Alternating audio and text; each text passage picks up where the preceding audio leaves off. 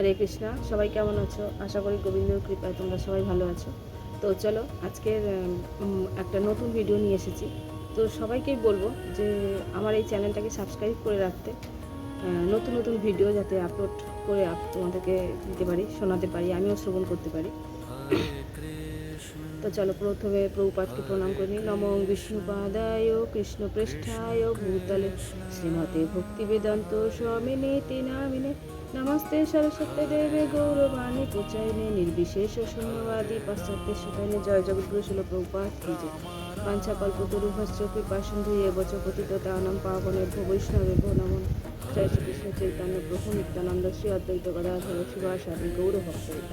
হরে কৃষ্ণ কৃষ্ণ কৃষ্ণ হরে হরে, হরে রাম রাম রাম হরে।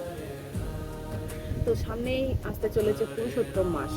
তো পুরুষোত্তম মাস হচ্ছে আগামী 17ই মে থেকে এই মাস পালন করতে হবে। বিশেষ পুরুষোত্তম মাস বলা হয় এই মাসকে, যেটা আমাদের দামোদর মাসের থেকে বেশি মূল্যবান, তুলনীয়।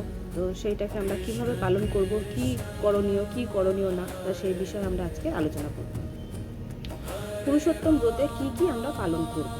প্রথমে হচ্ছে 1 নম্বর হচ্ছে যে প্রাতঃস্থান, যেটাকে বলা হয় ব্রহ্ম মুহূর্তে। আর ব্রহ্ম মুহূর্ত হচ্ছে 1 ঘন্টা 36 মিনিট আগে এটাকে স্নান করতে হবে ও মঙ্গল আরতি করতে হবে, কীর্তন হরে কৃষ্ণ মহামন্ত্র জপ করতে হবে, তুলসী জলদান করতে হবে, শ্রীমদ্ ভাগবত পাঠ ও শ্রবণ করতে হবে, সন্ধ্যায় ভগবানের প্রদীপ দান নিবেদন করতে হবে। তো যারা স্তোত্র পাঠ করতে পারবে সেটা হচ্ছে চৌরাগগণ্য পুরুষোত্তম অষ্টকম যেটা আছে সেটা, বৈষ্ণব সেবা ও বৈষ্ণবদের দান দক্ষিণা আদি করতে হবে। বিশেষ সংখ্যা হচ্ছে 33, যেটা ভগবানের খুব প্রিয় সংখ্যা। তো রাধাকৃষ্ণের উদ্দেশ্য 33 দণ্ড প্রণাম, 33 সংখ্যা প্রদীপ দান নিবেদন, 33 সংখ্যা ফল ও পুষ্প নিবেদন সেবা, 33টা সংখ্যা ব্যবহার করতে হবে। আমরা 33, যেটা আমরা প্রত্যেক দিন 16 মালা জপ করি, সেটা 33 সংখ্যা মালা জপ করতে পারবো। এরকম ভগবান অনেক সুযোগ দিয়েছে আমরা ভগবান কাছে যাওয়ার জন্য। ছোট্ট সুযোগ যদি আমরা নিজেদের কাছে নিজেদের জন্য অ্যাপ্লাই করতে পারি, আমাদের সংসারেও উন্নতি হবে আর আমাদেরকেও ভগবান ধামে যাওয়ার সুযোগ। তো পুরুষোত্তম মাসে ব্রত পালনীয় যে মহিমা, সেটা মনোযোগ সহকারে আমরা সবাই শ্রবণ করব। তো স্বয়ং পরমেশ্বর ভগবান শ্রীকৃষ্ণ পরম পবিত্র বৈশাখ কার্তিক মাঘ মাস অপেক্ষা এই অধিক মহিমা প্রদান করেছেন এবং একে নিজ নাম পুরুষোত্তম দ্বারা অলঙ্কৃত করেছেন। শাস্ত্রে বিভিন্ন রকমের পাপ ও দোষের প্রতিকার রূপে এই পুরুষোত্তম ব্রতের বিধান রয়েছে। ভগবান শ্রীকৃষ্ণের বলেছেন, আমার যে সমস্ত গুণ আছে সেই সমস্ত গুণ আমি এই মাসে অর্পণ করলাম। ভগবানের যত গুণ আছে, ভগবানের কতটা গুণ আছে তো আমরা সবাই জানি। হরে কৃষ্ণ। তো এখানে বলেছে তো ভগবানের 64টা গুণ আছে। তো বলছে অন্য সকল মাসের অধিবাস বলা হয় এই মাসকে।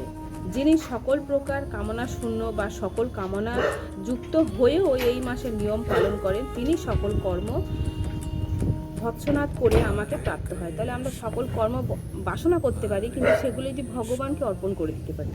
এই মাসে ভক্তদের কখনোই অপরাধ হয় না ভগবানের সেবা করতে গিয়ে। এটা যেহেতু ভগবানের বিগ্রহ সেবা করলে অনেক অপরাধ হয়, সেই জন্য এই মাসটা হয় না, সেটাই বলছি। তো এই পুরুষোত্তম মাসে যিনি ভক্তিপূর্বক আমার নাম জপ ও আমার অর্চন করেন, তিনি ধন পুত্রাদি লাভ করে অবশেষে গোলকবাসী হন। পুরুষোত্তম মাসের পালনে জাগতিক সুখ প্রদান সহ ভগবত ধামে ফিরে যাওয়ার যোগ্যতাও লাভ করা যায়। পুরুষোত্তম মাস সকল মাসের শ্রেষ্ঠ। এই মাসের মহিমা 16 ভাগের 1 ভাগের সমান নয় অন্য সকল মাসের মহিমা। পুরুষোত্তম মাস মাত্র একবারও যদি কেউ পুণ্য তীর্থ স্নান করেন, 12,000 বছর ধরে গঙ্গা স্নানের বা বৃহস্পতি সিংহ রাশিতে প্রবেশ করলে গঙ্গা ও গোদাবরী স্নানের যে ফল লাভ হয় তা প্রাপ্ত হওয়া যায়। পুরুষোত্তম মাসে স্নান দান ও কৃষ্ণ নাম করলে সমস্ত দুঃখ দুর্দশা থেকে মুক্ত হওয়া যায় এবং সর্বসিদ্ধি লাভ ও মনোবাসনা পূরণ হয়। পুরুষোত্তম ব্রত পালনে পঞ্চ পাণ্ডবরা তাদের হারানো রাজ্য ফিরে পেল এবং পরমেশ্বর ভগবান শ্রীকৃষ্ণের কৃপায় অবশেষে ভগবত ধাম প্রাপ্ত হলেন। তো কত এই মাসের কত উপকার, কত কিছু ভগবানের কাছ থেকে আমরা পেতে পারি। ভক্তি করে পুরুষোত্তম ব্রত মাহাত্ম্য শ্রবণে ও সৌভাগ্য লাভ ও ভগবত ধামে প্রাপ্ত হওয়া যায়। পুরুষোত্তম ব্রত পালনের ভক্তদের সমস্ত বাসনা পূরণ হয়। পুরুষোত্তম মাসে প্রাতঃ স্নান করলে সমস্ত তীর্থ স্নানের ফল লাভ হয়। পুরুষোত্তম ব্রত পালন না করলে আমাদের কি ফল হতে পারে? পুরুষোত্তম মাসে যে সকল মহামূঢ় হরিনাম জপ অনাদি করেন না ও মৎস্য সৎকর্ম স্নান করেন না এবং দেব তীর্থ ভক্তদের প্রতি বিদ্বেষ করে সেই সকল দুষ্ট দুর্ভাগা স্বপ্নেও কোনো সুখ পায় না। যে সকল ব্যক্তি পুরুষোত্তম মাসের গুরুত্ব না দিয়ে নিন্দা করে সে কখনো সৌভাগ্য লাভ করতে পারেন না। পূর্বজন্মে দ্রৌপদী মেধা ঋষির কন্যা থাকা সত্ত্বেও সে পুরুষোত্তম মাসের নিন্দা করেছিলেন এবং তা পালন করে নাই, তাই তার জন্য তাকে লাঞ্ছিত ও অপমানিত হতে হয়েছিল। পরবর্তীতে তিনি পুরুষোত্তম ব্রত পালনে রাজ্য সুখ ও ভগবত ধাম প্রাপ্ত করেন। তো চলো আমরা পুরুষোত্তম মাস পালন শুরু করব 17 মে থেকে 15 জুন পর্যন্ত। তো এই পুরুষোত্তম মাস খুব 3 বছর পরেই আসে, আমরা সবাই জানি। হরে কৃষ্ণ, প্রণাম সকলকে।